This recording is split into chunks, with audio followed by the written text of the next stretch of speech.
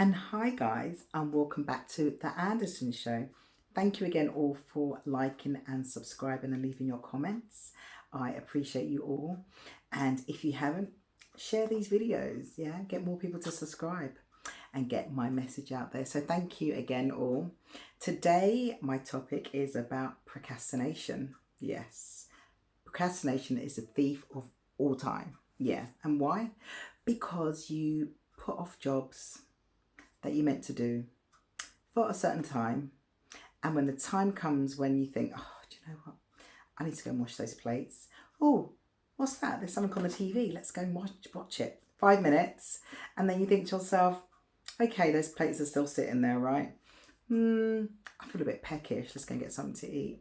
Okay, the food's done, the plates are still there, right? And you think to yourself, oh, it's that time already. Time for bed now. You wake up in the morning, the plates are still there, right? Because do you really want to do it? Sometimes you do, but you think, oh, can I be bothered? And it's not laziness. It's not. We get confused with They confuse it with laziness, because sometimes it's the unwillingness to do something. I don't want to do it. That's laziness. But sometimes it's just you think to yourself, if I do it later, then I'm going to do it, but there's other things I can do first. So I was actually doing a little bit of research, I was thinking, because I can procrastinate. In fact, I went to university. I went to Greenwich University and did a summer course with one of my friends, and the course was procrastination. And the guy that was teaching the course, the professor, he said he was the biggest procrastinator in the world. Hence, he had the qualifications to teach the course. And yes, as you can guess, did I finish the course? No, because I procrastinated till the course finished. So I started, we did a few weeks, and then it was like, oh, it's only because it's procrastination, we can catch up. We can, go to the next class and catch up. Yeah, that didn't happen. And obviously, it's university course, it only lasts so long. It was a summer course. The summer was over, and I procrastinated. And then it was autumn, winter, and there you go, the course was done. There you go, I procrastinated. So guys, come on, we can do this. So I've got some research here. It says, my research, because I'm good like that. I procrastinated and done the research last minute. Yeah. So there are 4 types of procrastinators out there. So which one are you, or are you a combination? Let's read. So you have the anxious procrastinator. So it's written here that this is when you're taking on too much work, not having time to rest or have fun. And by doing this, you manage your time very poorly. This leads to be over anxious. So sometimes some people are quite, naturally anxious people, a bit more nervous than other people, but you take on too much. It could be even things like, could you take out the bin? Yeah, I'll take out the bin. Oh, do you know what? I need to pick something up the shop. Yeah, I do that. And then I need to pick up the kids. And then someone else said, could you do something? Yeah, I'll do that. And then when you've realised it, there's too much. You've packed in too much for your day. And then it's like, maybe, and it's not that you're a yes person or you're pleased, but you actually think that you can manage these things and help someone out, or even add too much to your own day. And then what happens, you become too then anxious. The anxious then kicks in, the anxiety, because you start to worry and fret that you have too much things to do and then not enough time to do it, especially if you think, I'm going to do it by today.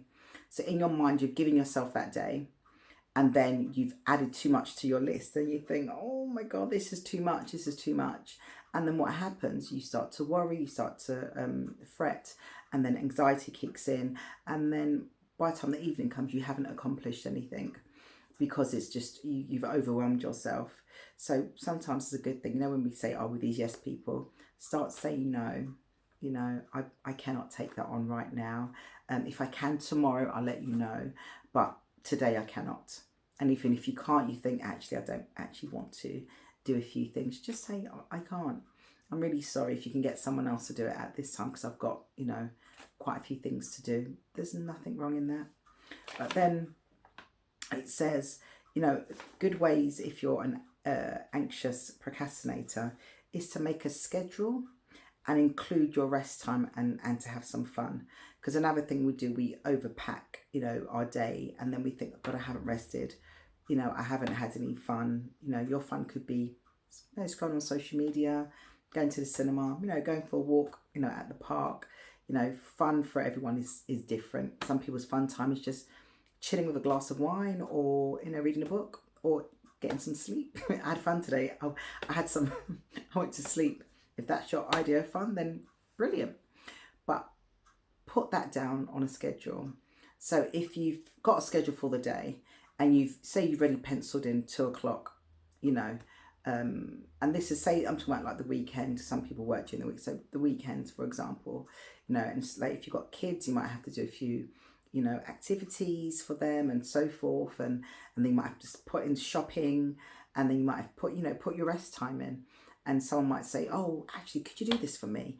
And then you go, oh, actually, I don't have time. You know, I've got my schedule today, and literally I'm fully booked today. I'm really sorry.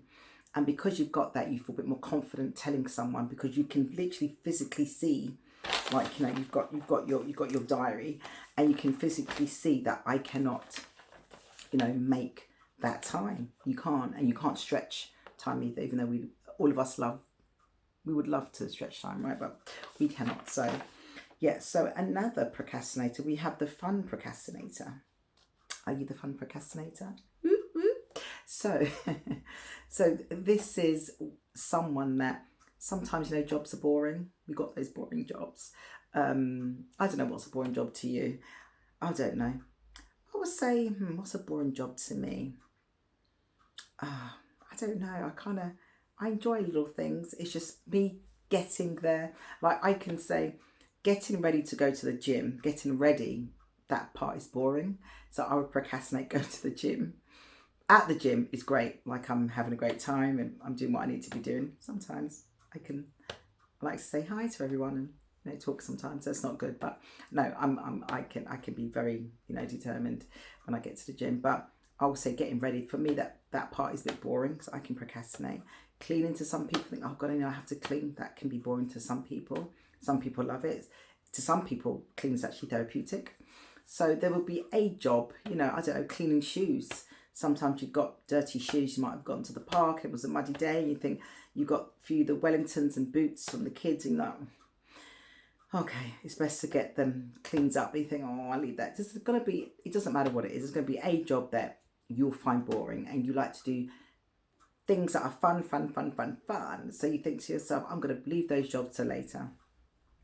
And if you're a fun procrastinator, I've written here that what you need to do is to get your list of things you need to do. It's always good to make a list, regardless of what type of procrastinator you are.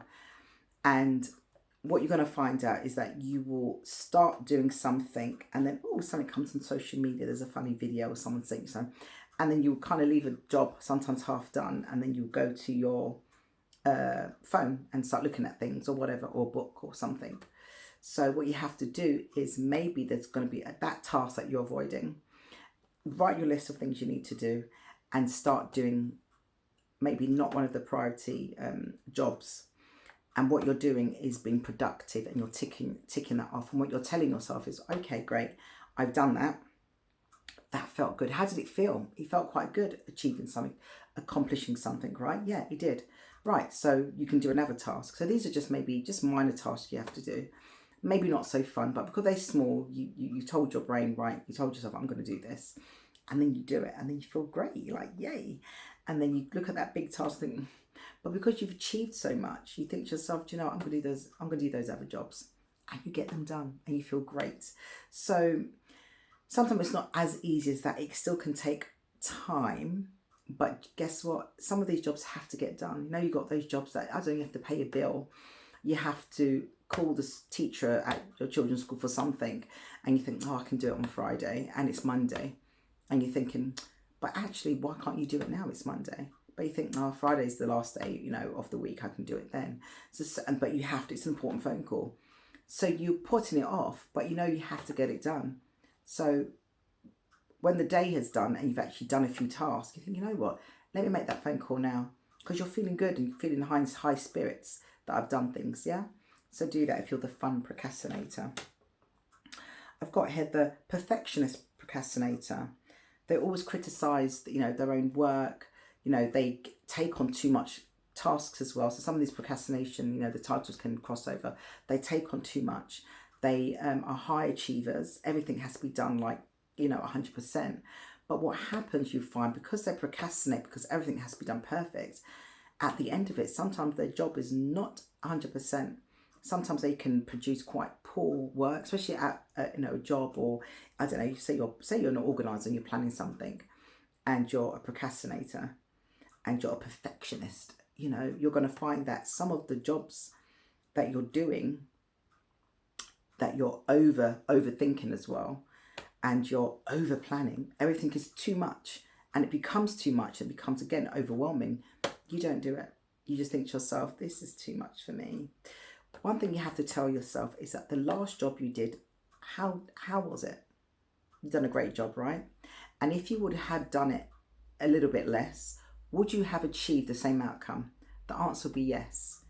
Just say, for example, you're painting a wall and you thinking, okay, that wall looks nice. And they think, let me put some glitter on the wall. Say the wall was done for, I don't know, say it was a sensory wall, for example, for children. For young children with learning needs, and etc.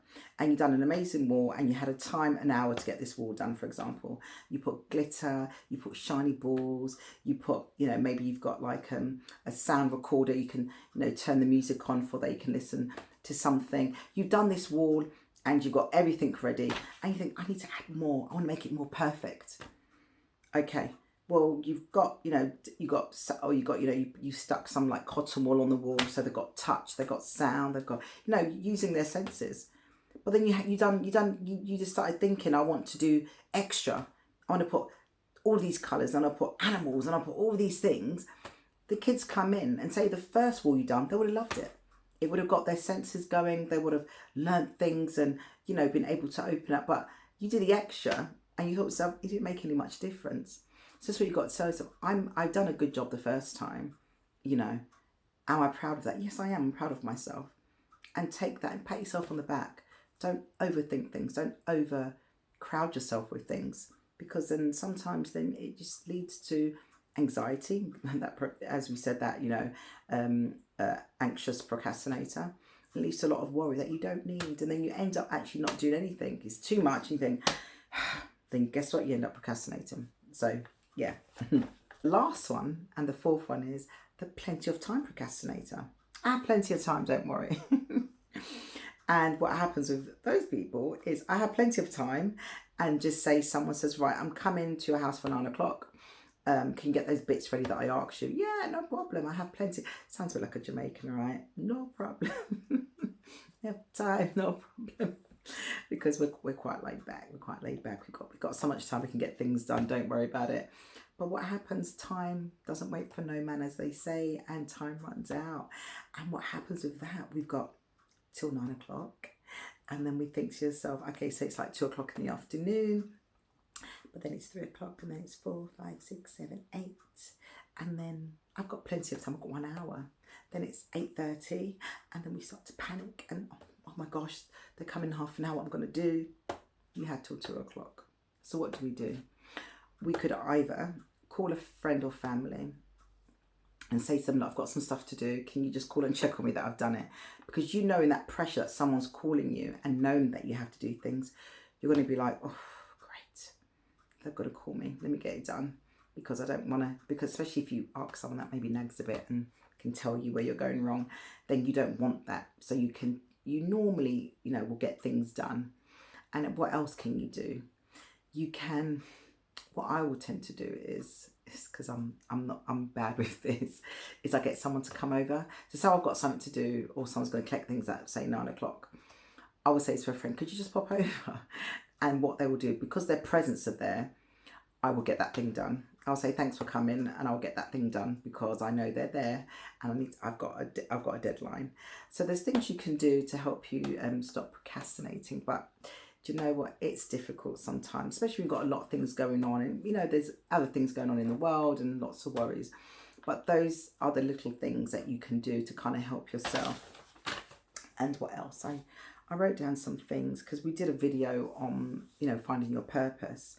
And God's always got a purpose for you. And you always find out when you've got something, like you've got a calling for something, we can procrastinate on doing that. But the reason why I wanted to bring this video to you as well, because it's so important that you do something that you love, but then also what is your calling. And there's always going to be a time for when you're supposed to do that job or go into that new job or that career or find that business or entrepreneur, business lifestyle that you wanted.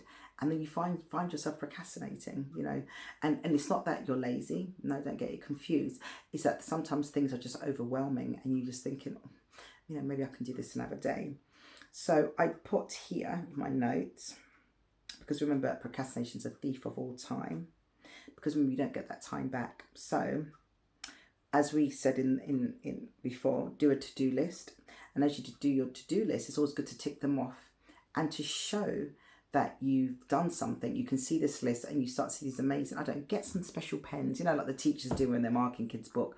Get a bright coloured pen, something shiny, whether it's a gold or, a nice kind of metallic green or something. Get a nice pen and you can see, oh, nice tick. When you start seeing all the ticks as well, you think, I've achieved something.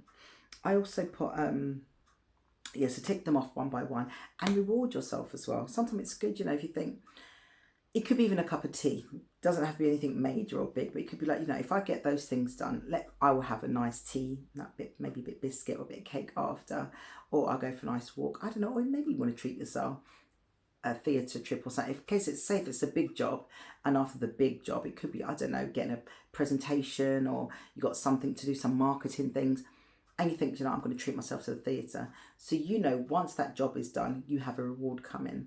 And you're going to reward yourself with something really nice that you can relax in or enjoy. Also, get yourself an accountability partner. So what's an accountability partner? It's someone who supports another person to keep a commitment or to maintain a progress or a desired goal. So they will be often someone that you can trust, like a friend or family, and sometimes even an acquaintance that you see quite regular. So they can kind of understand your kind of purpose and your goals and what you want to achieve. So it's about asking an individual as well about that progress. So say, for example, it is an acquaintance, asking the individual about your progress, and as they note it down, they can kind of tell you back things that you've done. And you can also, I've got here, receive confession, because sometimes when we haven't done something that we should do, you can confess as well, like, I haven't done, and that accountability partner will be there to help and guide you, but sometimes also to whip you into shape. They're going to be a no-nonsense person to say, right, why haven't you got that done? Right, what have you been doing? Right, and why are you doing it? Right, and let's do this instead. Yeah? So not a bit, a bit of a boss, but not bossy. You're not bossy. And remember, they're going to be keeping you on track while you work towards your goals as well. So, and you can, what could be your goal? Your goal could be to lose weight, to start a business, to tidy or sprinkling your home. I want to cut my hair, to feel good, start a course, even to find a church. It could be, there's loads of goals that you might have, a lot of little things or tasks or projects you might want to do, and then you're procrastinating. So don't think this task like, I want to go to the gym. Do I need an accountability partner? Why do you want to go to the gym? Keep fit, lose weight, meet friends. Of course you can have one. Have someone there that will kind of guide you and help you and be that kind of, that someone to push you as well. And especially if that person's got time and they're willing and they like to help, it's amazing to have someone like that. And I've also put here as well, what God has planned for you. Don't let procrastination, take you off that path as well. I've got that video about your purpose and your goals. And I always believe that whatever that desire is in your heart, especially if you're God-fearing, and even if you're, I know there's not a lot of people that go to church, but you've also got to remember that there's going to be something that is driving you and pushing you to do these things. Get that accountability partner, start your goals and your, like we said, the vision board, think about, why am I procrastinating actually? And like I said, write that to-do list, start ticking off those things. Maybe start the small jobs first. Maybe that large job or that thing you have to do, that big task you have to do, is slightly overwhelming. But then be honest with yourself, own it. Say, okay, it is overwhelming, and for me, I'll say, God, it is overwhelming. I need help. If it's a job that maybe it's like a solo job, then, you have to kind of get your accountability partner to, to work with you, or even speak to yourself. Come on, you can do this. You can do this. I can do this. How long is it going to take? Write down, okay, this is like a 3-hour job. Maybe if I do an hour and a half one day, an hour and a half another day, or an hour a day, break it up a bit, because sometimes those tedious jobs can be a bit annoying, and then you put it off, and then it comes into procrastination, and then that 1 day, 2 days, 3 weeks, 1 month, 2 months, it can drag on, and a job that you should have done 5 months ago is still outstanding. And because it's still outstanding, it's still sitting at the back of your mind, nagging and niggling at you to say, come on, get this job done. So guys, I'm going to encourage you. I'm going to encourage someone out there to try not to procrastinate. I say try because it's very difficult. But come on, we need to get our lists, get that accountability partner, get someone there on our corner to help, sit and pray and get those jobs done. And in getting those jobs done, you will feel so much better. Reward yourself and pat yourself on the back. And thank you for watching, guys. Please like and subscribe and share and hit that notification bell so you can be notified of other videos. Thank you for watching The Anderson Show. I'm Shirley. Peace.